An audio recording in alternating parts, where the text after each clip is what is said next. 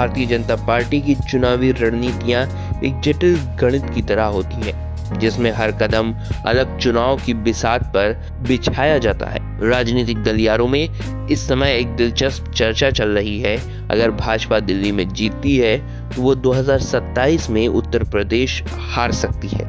लेकिन इस चर्चा के बीच एक और बड़ी थ्योरी उभर रही है, अमित शाह का खुद को 2029 के लिए प्रधानमंत्री पद के संभावित दावेदार के रूप में प्रस्तुत करना।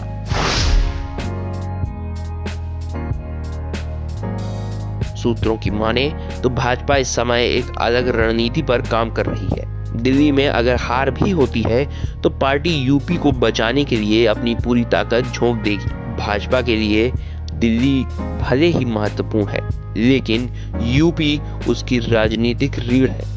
इसलिए अमित शाह का ध्यान पूरी तरीके से यूपी पर केंद्रित है। इसके पीछे मुख्य कारण ये है कि अमित शाह 2029 के लोकसभा चुनाव में प्रधानमंत्री पद के प्रबल दावेदार बनने की तैयारी कर रहे हैं। इसके लिए उन्हें ये सुनिश्चित करना होगा कि यूपी में भाजपा की सरकार 2027 में भी बनी रहे।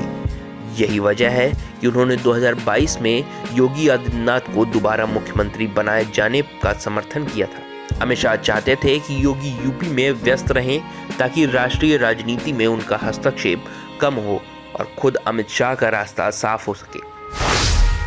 योगी आदित्यनाथ को यूपी में ही क्यों रखना चाहते हैं अमित शाह? योगी आदित्यनाथ की लोकप्रियता केवल यूपी तक सीमित नहीं है।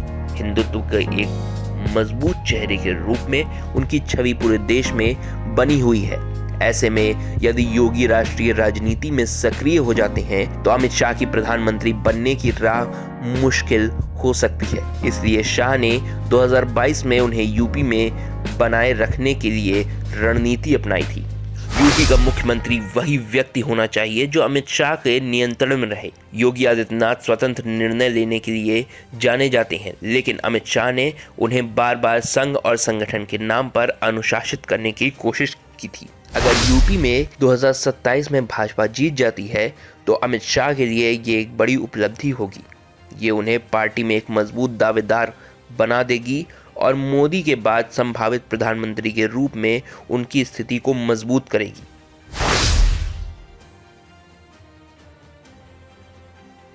यूपी के साथ साथ भाजपा अब बिहार पर भी फोकस कर रही है। अमित शाह इस बात को अच्छी तरीके से समझते हैं कि यूपी और बिहार दोनों को मिलाकर लोकसभा में 120 से अधिक सीटें हैं। यदि भाजपा 2024 में बिहार को फिर से गठबंधन के जरिए अपने साथ जोड़ने में कामयाब होती है तो 2029 के लिए ये एक मजबूत आधार बना सकती है। यही कारण है कि भाजपा बिहार में फिर से नीतीश कुमार के साथ जाने की संभावनाओं पर विचार कर रही है। इससे न केवल बिहार में सत्ता संतुलन बना रहेगा, बल्कि यूपी में भी यादव और मुस्लिम वोट बैंक का ध्रुवीकरण रोकने में मदद मिलेगी।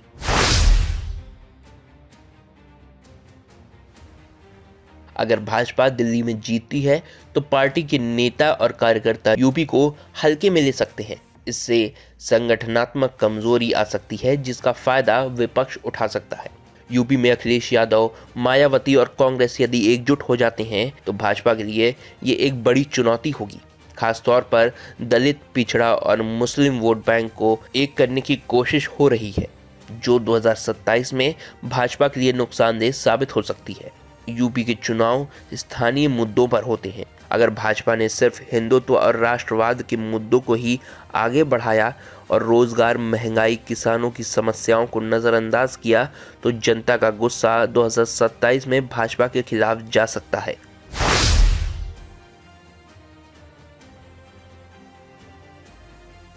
अमित शाह की ये रणनीति तभी सफल होगी जब नरेंद्र मोदी 2029 में चुनाव नहीं लड़ते हैं। हालांकि मोदी का कद अभी भी बहुत बड़ा है और वह 2029 में भी मैदान में हो सकते हैं, लेकिन अगर मोदी खुद को धीरे धीरे किनारे करते हैं तो अमित शाह भाजपा के भीतर नंबर 1 दावेदार बन सकते हैं। हालांकि योगी आदित्यनाथ भी एक मजबूत दावेदार हो सकते हैं।